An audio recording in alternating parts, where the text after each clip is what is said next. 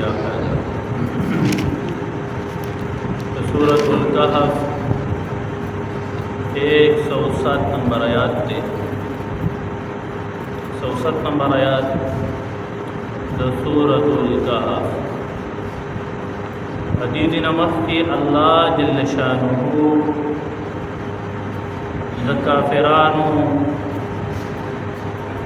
او د هغوی د سزا د جهنم ذکر وفرمایل. دې ځنه اوس الله جل شانه د مسلمانانو د مؤمنانو او هغوی د فاره د جنت الفردوس کېدو ذکر الله جل جلاله فرمایي. فرمایي ان الذين آمنوا یقینا هغه خلق چې ایمان راوړی دی لا اله الا الله محمد رسول الله دی ویلی دي مؤمنان دي وعملوا الصالحات او نیک اعمال کوي. مراد تنا منس دے روجہ دا زکات تے حج کول دی دورنگی دا اعلاء کلمت اللہ دا فارا جہاد کول دی دا اللہ فلارا کے جہاد کول دی دا شان دا خلق سرا صل رحمی دا امر بالمعروف نهی عن المنکر دے دې سره سره کومه چې الله جل جلاله منع فرمایلی دا جواری کول دي شراب سکل دي غیبت کول دي د دین اور سره ثان هم بچ کوي دا نیک اعمال والا دي. حسد دې کارانګ بیماری دا خو ایمان دا او نیک اعمال ته نقصان رسوي هغه ته مراد دې کو بد نظری وي نو مومن دا هغه دی چې دې نیک اعمال کوي او د نیک اعمالو سره د هغه کارونه منع کیږي چې د کوم کارونه نه دی الله جل شانه منع کړی دی د هغه نه منع کیږي. نو چې کله دا دوه کار وي ایمان وروړي وي او نیک اعمال کوي نو الله جل شانه فرمایي کانت لهم دید دوی دفارا جنات الفردوس جنت فردوس نزلا دم بالمستیا دفارا تیار. جنت الفردوس دا ټولنا کله اورمبه جنت ده. ابو هريره رضی الله عنه فرمای نبی علیہ الصلوۃ والسلام فرمای چې کلم تاسو د الله جل شانه نه سوال کوي او جنتونه دی غواړي نو تاسو ته جنت الفردوس چې دینه دا غواړي د الله جل شانه نه سوال د جنت الفردوس کوي ځکه چې دا جنت الفردوس دا چې نو دا د الله جل شانه د عرش دلان دی او دا څومره نهرونه د جنتونو چې جاری وي نه دا به د جنت الفردوس نه چې دینو دا براوتی وي دا د جنت الفردوس نه دا نهرونه راوتی دي. نو فرمایي چې تاسو جنت غواړئ نو تاسو جنت الفردوس د الله جل شانه نه غواړئ او دا جنت الفردوس دا به الله جل شانه چاله ورکړي. نو فرمای دا به هغه خلق لور کوي کم خلق چې امر بالمعروف او نهی عن المنکر کوي یعنی د نیکو کارونو خلق ته حکم کوي او د بد کارونو خلق منع کوي. الله جل شانه بل جنت الفردوس هغه خلق لور او جنت الفردوس مبارک راضی چې باندې کې کم خلق وسیږي نو دی به د عرش هغه اوازونه چې دی دا به اوري دی به عرش ته دومره نږدې وي. فرمایي کله چې دې جنت الفردوس ته داخل شي نو خالدین فیها دی به اوس همیشه وي په دې جنت کې همیشه تر همیشه نه ختمېدونکې زندگی به وي لا یبغون عنها حولا او دی به دام نه تلف کوي چېرې دا جنت ته بدل شي نو دی به بدلون هم نه تلف کوي بدلواله دی به نه تلاش کوي په دې جنت کې بدلواله چې دا د جنت ته بدل شي حدیث کې راځي مسلم شریف روایت ده کله چې انسان دا جنت ته داخل شو نو په جنت کې به تل اوس بیماری چې ده نو دا به نه راځي دی به اوس ټول عمر صحتمند وي بیماری به نه راځي بیماری صرف په دنیا کې په انسان راځي په جنت کې بیا بیماری نشته دویم دا چې دی به اوس خوشاله به وي په ده به خفګان نه راځي درېیمه دا دی به اوس همیشه لپاره نوجوان او ژوندی به وي په ده به اوس بوډاوالي او مرګ نه راځي او څلورم دا چې دی به اوس په دې جنت کې همیشه تر همیشه وي د جنت نه بیا څوک راوباسي نو دی به بدلوال هم نه طرف کوي چېرې دې جنت نه بیا وځم نه دا به هم نه غواړي او د جنت الفردوس نه اعلی څیز چې دی هغه به د الله دیدار وي د الله راضي کېدل به وي نو جنت ته چې خلک لاړ شي نو دې ته به د الله جل شانه دیدار چې دی نه دا به بدل فرمایي دا خو د جنتیانو ذکر کو بس وشو کله چې دا جنتیان جنت ته لاړ شي نو الله جل شانه ولا دا ورکړي او د مخکې آیات کې فرمایي ټول صورت ذکر شو د الله جل جلاله په صفاتو باندې د الله په قدرت باندې د الله په وحدانیت باندې فرمایي قل لو كان البحر مدادا کچره دا سمندر دا صحیح ګرځي صحیح موږ ته صحیح وایو پن کې خلک چې دغه صحیح ګرځي دا سمندر بل کې راځي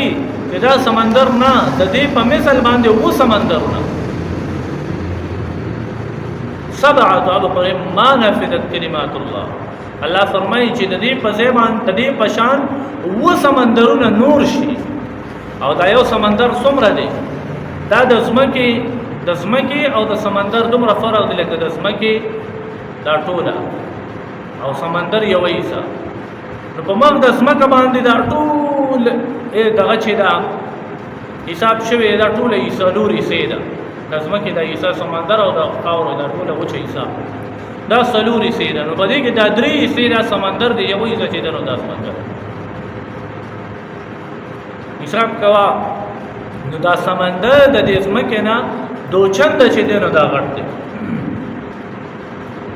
دومره غټ سمندر دی الله فرمایي چې د دې په مثال باندې وو سمندرونه نور شي او د الله جل جلاله دا صفات لګي لکلمات ربي د رب دا کلمات لګي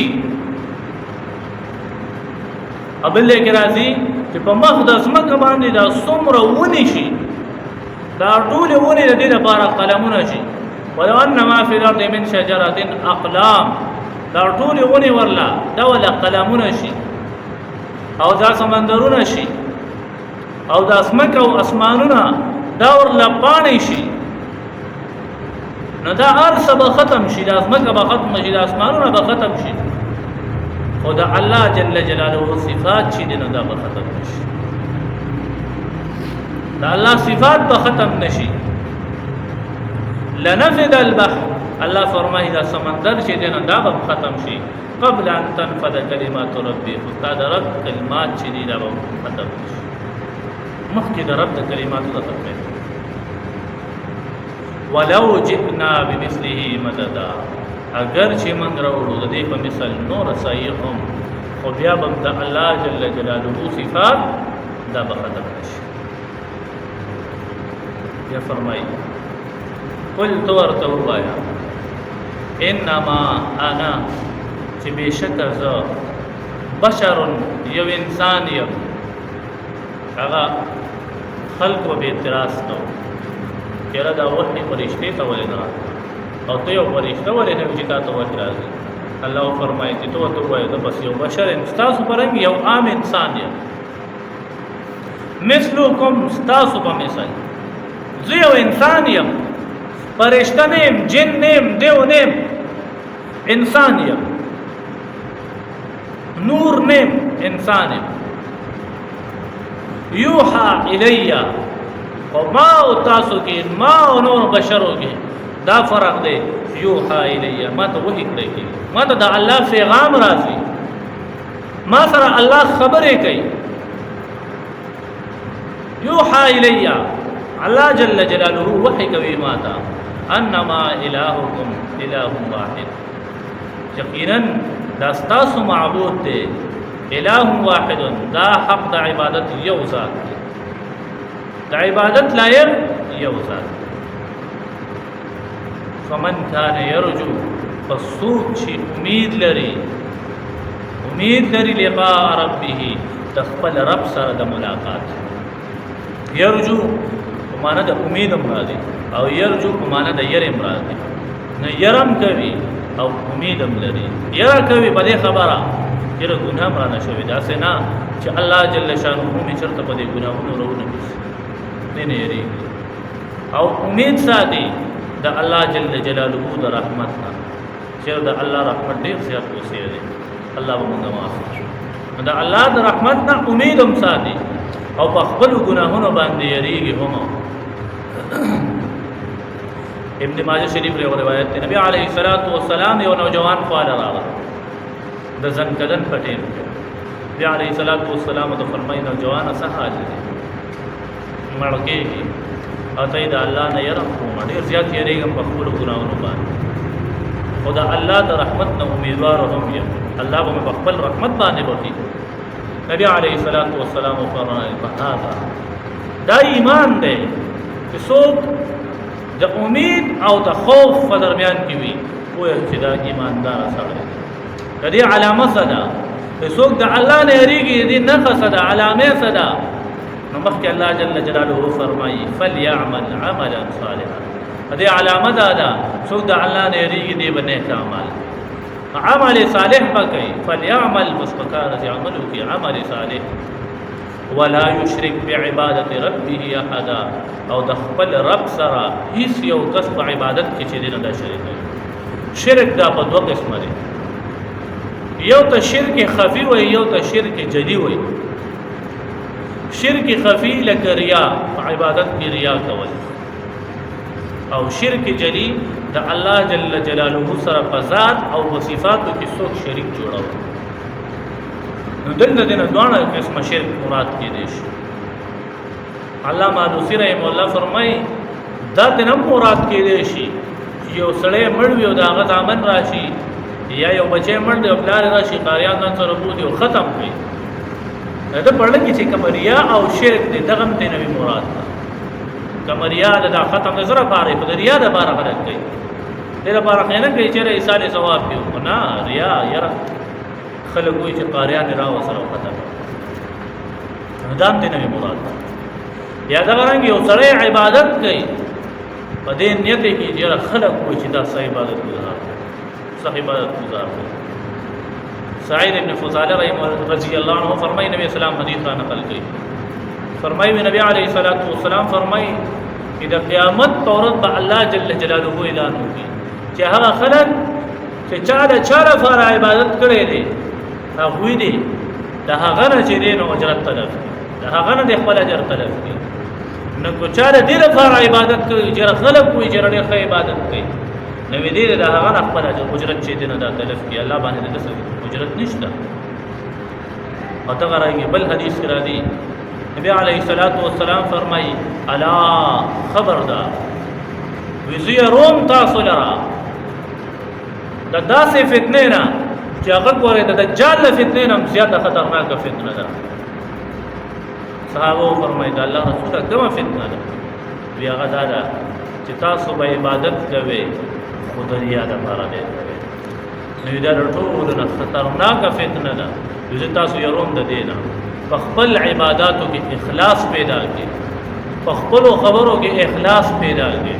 دریا د فارا عبادت چې دینه ده